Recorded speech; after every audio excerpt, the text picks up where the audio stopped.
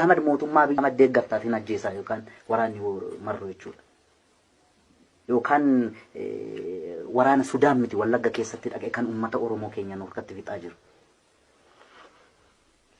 Beektaa yeroo baay'ee kan nagu akkatti isaan dhaabbileen Oromoo kun uummata Oromoo kana tuffatan kanatu naguba beektaa. Inuma naguban keessa kee. Artist Umar Suleemaan baay'een jaaladha. Waggaa 15 har'aa fayyaalessa namaati beektaa. Waan ittiin fakkaanne fuulduratti bahee kan aartiidhaan qeequ jechuudha. Yeroo sanatti kunnootiin kunoo taateen ni hidhee sirbaa ture sun sirbisaa sun maalirratti akka inni sirbe eenyu akka inni qeeqe walleessaa sanarraa nu hubanna beektaa. Dhaabbachuu qaba uummata keenyarraa. Uummata keenya nu harkatti hin fixinaa. Sodaanni miti kan manatti teenyu. Daninnatiin wayyaanee otoo faana nu dhooftee nu faana deemtu biyya 21 irra naanna'eetan biyya tokkitti itti kooluu galtummaa otoo hin gaafatiinan biyyatti deebi'e.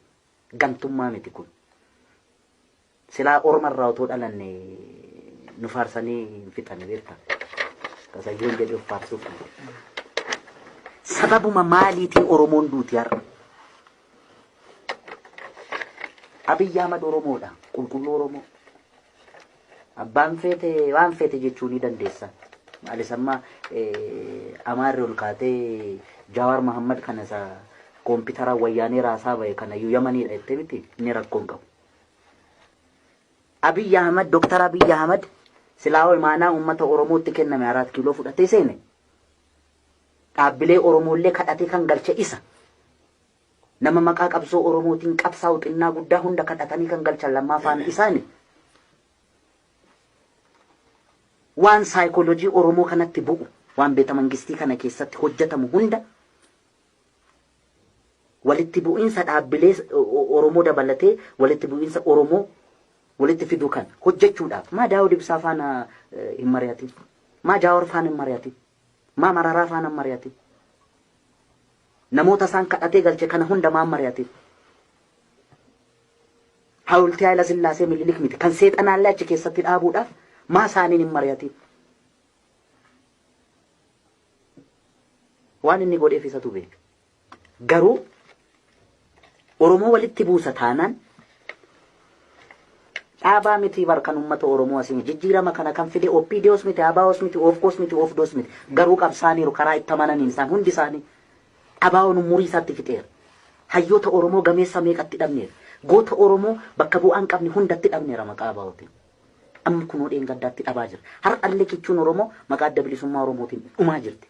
Laga keessatti Oromoon dhumaa jira. Isaa miti.